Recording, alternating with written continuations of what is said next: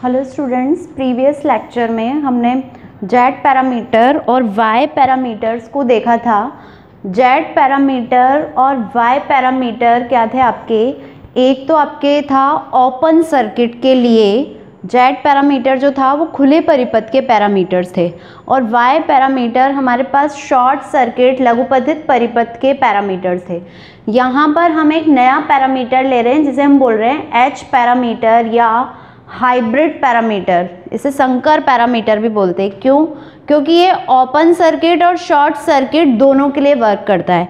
जब हम Z parameters के लिए इक्वेशन निकाल रहे थे तो हमने वोल्टेज को डिपेंडेंट पैरामीटर माना था और करंट को इंडिपेंडेंट हम हमेशा उसे ही मानते हैं जिसे हमें जीरो करना होता है।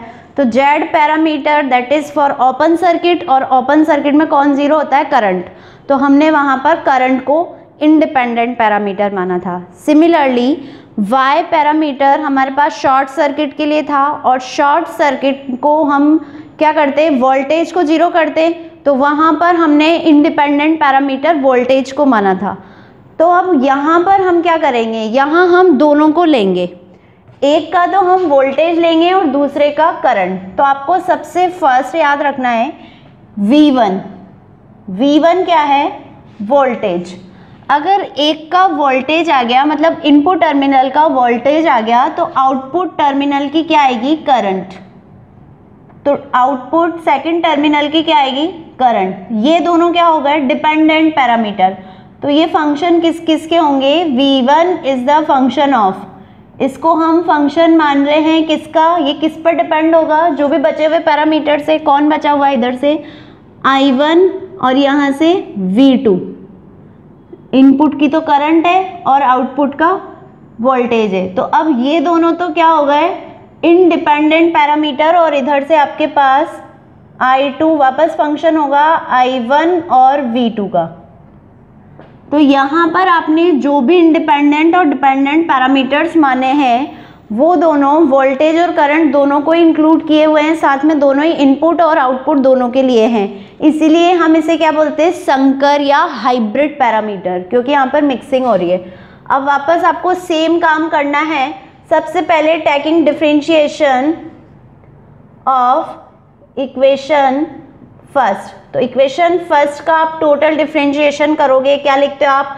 dV1 is equal to del V1 upon किसके रेस्पेक्ट में? फर्स्ट पैरामीटर I1 के रेस्पेक्ट में, del I1 dI1 plus del V1 upon del V2 dV2। ठीक है, फिर हम पार्शियल को टोटल की टर्म में व्यक्त कर लेते हैं। तो V1 को तो हम लिखेंगे V1 upon I1 plus V1 upon V2 and V2।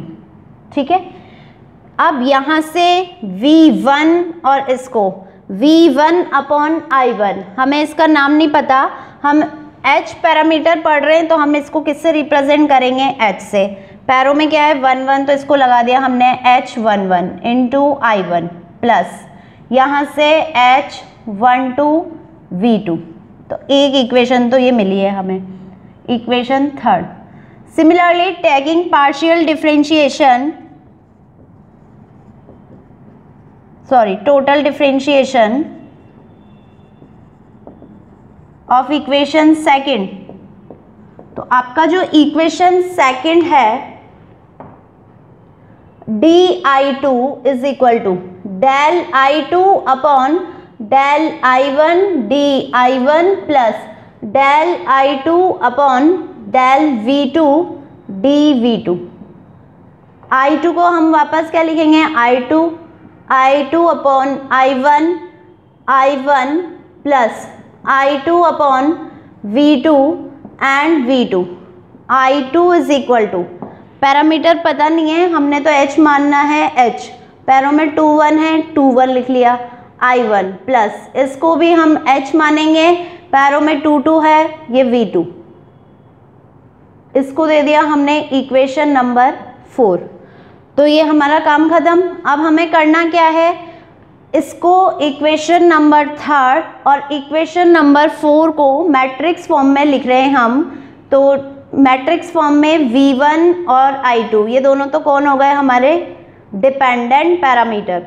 Independent कौन है I1 एंड V2, और जो इनके कॉफिशिएंट्स की मैट्रिक्स है वो क्या है H11 H12 H21 H22। अब आपको इसका नाम रखना है तो H11 देखते हैं सबसे पहले। H11 इज इक्वल टू, या तो हम H से चले या हम डायरेक्ट भी देख सकते हैं, या तो आप H11 यहाँ से देखोगे तो V1 अपॉन I1, और आपको लर्न कैसे करना है H11 है तो ऊपर नीचे क्या आएगा 11, ठीक है। अब यहाँ पर आपको देखना है कि इंडिपेंडेंट पैरामीटर कौन है I1 और V2, तो नीचे हमेशा कौन आएगा इंडिपेंडेंट पैरामीटर और ऊपर कौन आएगा डिपेंडेंट पैरामीटर। तो डिपेंडेंट में 1 कौन है, इन दोनों में से 1 कौन है V1, तो ऊपर हम हमेशा क्या लिखेंगे V1, और नीचे हमेशा इंडिपेंडेंट पैरामीटर आएगा तो वो कौन होगा I1। तो क्या H11 की वैल्यू यही थी V1 अपॉन I1, तो हम डायरेक्ट भी लिख सकते हैं, ठीक है V1 अपॉन I1। अब है कौन ये V अपॉन I क्या होता है प्रतिबाधा या इम्पिडेंस। 1 है तो कौन सी हुई निवेशी या इनपुट, इनपुट इम्पिडेंस और निवेशी प्रतिबाधा, लेकिन कौन से परिपथ की खुले की या लघुपतित की।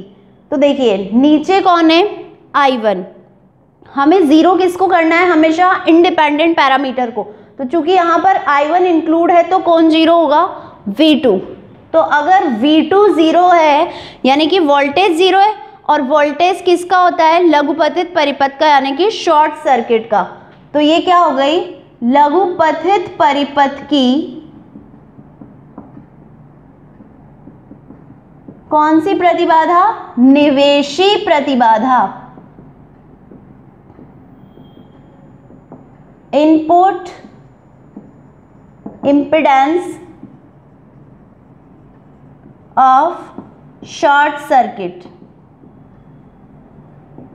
whereas जबकि कौन जीरो हो second V2 is equal to 0, V2 is equal to 0। Similarly next देखते हैं हम H12, वापस हम डायरेक्ट देख सकते हैं ऊपर तो 1 आएगा और नीचे 2 किसका आएगा इंडिपेंडेंट पैरामीटर। इंडिपेंडेंट पैरामीटर में 2 कौन है V2, तो ऊपर क्या बचेगा डिपेंडेंट में 1 कौन है V1, तो ये क्या हो गया V1 अपॉन V2। क्या H12 V1 अपॉन V2 ये क्लियर है। अब ये कौन से सर्किट के लिए है, चूंकि V2 आ गया तो कौन सा इंडिपेंडेंट पैरामीटर जीरो होगा I1, तो यहाँ पर I1 मतलब करंट जीरो होगी। करंट जीरो होती है तो क्या होता है खुले परिपथ का, खुले परिपथ का।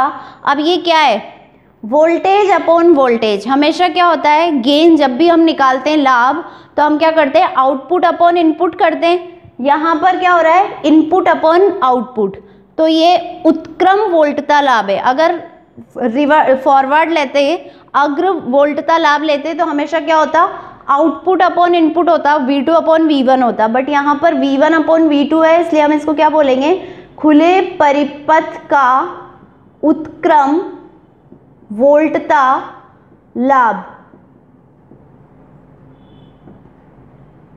जबकि कौन जीरो है current I1 is equal to 0। Reverse voltage gain of open circuit, whereas I1 is equal to 0। Next क्या है हमारे पास H21। अब H21 वापस ऊपर 2 नीचे 1, ऊपर 2, ऊपर डिपेंडेंट पैरामीटर में 2 कौन है करंट I2 और इंडिपेंडेंट में 1 कौन है करंट I1। तो ये क्या है ये आपका करंट गेन है धारा लाभ है, आउटपुट अपॉन इनपुट ही हो रहा है तो आउटपुट अपॉन इनपुट ही रहेगा। अब यहाँ पर इसको हम क्या नाम देंगे फॉरवर्ड करंट गेन या अग्र धारा लाभ। नेक्स्ट यहाँ पे I1 इंक्लूडेड है तो जीरो कौन होगा V2, तो वोल्टेज जीरो है, वोल्टेज जीरो होता है, इट मीन्स आपके पास शॉर्ट सर्किट के लिए। तो ये क्या है, लघुपथित परिपथ का अग्र धारा लाभ, जबकि कौन जीरो हो, V2 is equal to zero. Forward current gain of short circuit whereas V2 is equal to zero. तो आपको ये एच पैरामीटर्स याद रखने हैं क्योंकि ट्रांजिस्टर वाला चैप्टर पूरा हमारा इसी पे बेस्ड है। नेक्स्ट है हमारा H22। H22 क्या होगा, ऊपर नीचे क्या आएंगे, 2। ऊपर आपका डिपेंडेंट पैरामीटर आता है, डिपेंडेंट में 2 कौन है, I2, तो ऊपर आएगा आपका I2, और इंडिपेंडेंट में 2 कौन है, वोल्टेज, तो I2 अपॉन V2। धारा अपॉन वोल्टता, करंट वर्सेस वोल्टेज क्या होगा, प्रवेश्यता एडमिटेंस, और कौन से सर्किट की, V2 इंक्लूडेड है तो कौन जीरो होगा, I1। I1 जीरो मतलब खुले परिपथ की, खुले परिपथ की निर्गत प्रवेश्यता। ये जो आपका I2 अपॉन V2 है, इसको हम क्या लिखेंगे, आउटपुट I अपॉन V, हमेशा क्या होता है, एडमिटेंस, तो output admittance of which circuit, कौन से सर्किट का है ये, निर्गत का, तो आउटपुट एडमिटेंस ऑफ, और यहाँ पर V2 इंक्लूडेड है, V2 आपका इंडिपेंडेंट पैरामीटर था, तो कौन जीरो होगा, I1, तो I1 जीरो दैट इज खुले परिपथ, तो output admittance of open circuit, ठीक है, whereas I1 is equal to zero. तो ये आपके एच पैरामीटर्स हो गए, आपको इन पैरामीटर्स को याद रखना है, ठीक है। अब हम नेक्स्ट टॉपिक जो है वो हमारा, इनमें रिलेशन है, Z parameter and H parameters में रिलेशन देखेंगे हम, relation between Z parameter and H parameter, ठीक है। तो एच पैरामीटर इक्वेशंस तो आपने देख ली अभी, तो इनको ही ले लेंगे हम वापस। We know that H equations, H parameters, ठीक है, इनको दे देते हैं हम equation first, second, third and fourth, और यहाँ पर हम जेड के इक्वेशंस ले रहे हैं, तो जेड पैरामीटर इक्वेशंस जो हमने पहले ही पढ़ रखी हैं वो क्या होती हैं, जेड की V1 V2 is equal to Z11 12 21 22, I1 plus I2 plus I1 I2, equation number 5 and 6। अब हमें करना क्या है, सबसे पहले यहाँ पे या तो हमारे पास V2 जीरो है या I1 जीरो है, तो सबसे पहले हम I1 is equal to zero रखेंगे, I1 is equal to zero in 5 and 6। तो जब V1 is equal to Z12 into I2 होगा पहला, तो 7 दे देते हैं इसको, और V2 is equal to Z22 into I2 होगा, इसको दे देते हैं हम 8। यहाँ से 8 से देखते हैं हम, अगर Z और H में रिलेशन बताना है तो H22 किसके इक्वल होगा, I2 अपॉन V2 के, तो 1 upon Z22 is equal to I2 upon V2, और from equation 4 1 upon Z22 is equal to किसके हो जाएगा, H22 के, एक दे दी हमने इक्वेशन नंबर 9। अब हमें क्या करना है, इक्वेशन 7 को डिवाइड करते हैं हम इक्वेशन नंबर 8 से, तो क्या मिलेगा, V1 upon V2 is equal to Z12 upon Z22, और V1 अपॉन V2 किस में है हमारे पास, इक्वेशन सेकंड में। तो from equation second V1 upon V2 कितना होगा, H12 is equal to Z12 upon Z22। दो पैरामीटर्स तो आ गए। अब हमें क्या करना है नेक्स्ट, इक्वेशन नंबर वापस 5 और 6 ही लेंगे हम। तो 5 और 6 में अगर हम यहाँ पर एक तो हमारे पास I1 0 था और एक क्या है V2 0 है, तो V2 0 कर देते हैं। तो put V2 is equal to 0 in equation 6। तो 0 is equal to Z21 I1 plus Z22 I2। Now divide by I1, divide by I1, तो 0 Z21 I1 से I1 cancel, Z22 I2 upon I1। तो I2 upon I1 भी एक parameter है ना हमारे पास H21, तो हम उसको निकाल सकते हैं। Z22 I2 upon I1 minus of Z21, ठीक है। तो हम यहां से इसको निकाल लेंगे।